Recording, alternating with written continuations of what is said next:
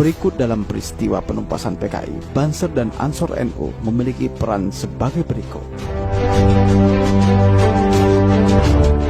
Yang pertama, Banser dan Ansor NU menumpas makar PKI pada tanggal 1 Oktober 1965. Aksi sepihak yang dilakukan oleh PKI berpuncak pada pembunuhan. Ada sekitar 200 orang PKI membantai. Pembantaian terhadap anggota militer itu mendapat reaksi keras dari Legend Ayani. Tokoh-tokoh PKI yang mendalangi kemudian diproses secara hukum. Namun hal itu makin menambah keberanian PKI dalam melakukan aksi sepihak. Keberanian PKI dalam melakukan aksi sepihak ditunjukkan dalam aksi yang lebih berani, yakni menduduki kantor Kecamatan Kepung Kediri. Dan sehari kemudian, sekitar 1.000 orang Banser melakukan serangan ke kantor kecamatan untuk merebutnya kembali dari kekuasaan PKI.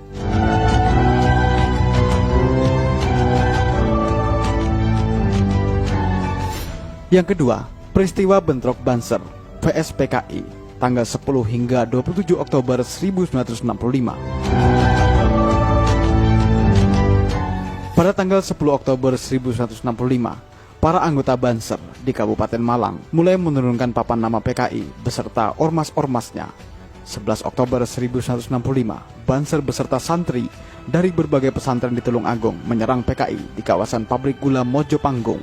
Sekitar 3.000 orang PKI yang sudah bersiaga dengan senjata panah, kelewang, tombak, pedang, celurit, air keras, dan lubang-lubang di dalam rumah berhasil dilumpuhkan.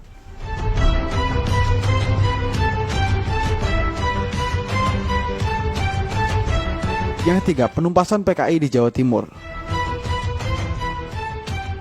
Di bulan November hingga Desember, dalam suatu aksi penangkapan dan penumpasan PKI di Kediri, misalnya pihak Angkatan Darat menurunkan 21 personil, sedangkan Banser yang dilibatkan mencapai 20.000 personil. Dengan jumlah yang besar itu diadakan operasi yang disebut Pagar Betis, yakni wilayah kecamatan dikepung oleh Banser dalam jarak 1 meter setiap orang. Dengan cara Pagar Betis itulah PKI tidak dapat meloloskan diri.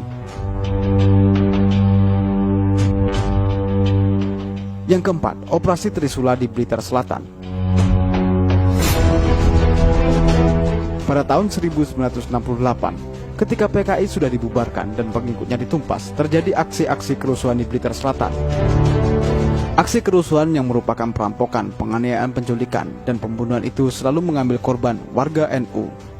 Dalam operasi terpadu yang diberi nama Operasi Trisula, sejumlah tokoh PKI berhasil ditewaskan dengan melibatkan 10.000 orang Banser, ditambah warga masyarakat yang kebanyakan juga anggota Banser yang tidak berseragam.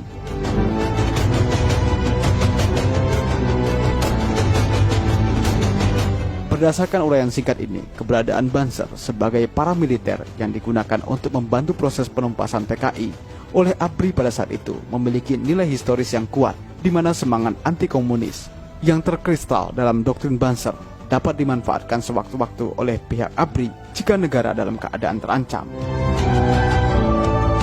Setelah lepas dari kolonialisme Belanda, perjalanan sejarah Indonesia masih menghadapi banyak masalah di berbagai bidang, khususnya bidang ekonomi, sosial, politik, dan keamanan. Berbagai masalah datang silih berganti, dan yang paling tragis serta tercatat dengan tinta merah adalah peristiwa G30S PKI yang merupakan usaha PKI untuk merebut kekuasaan negara.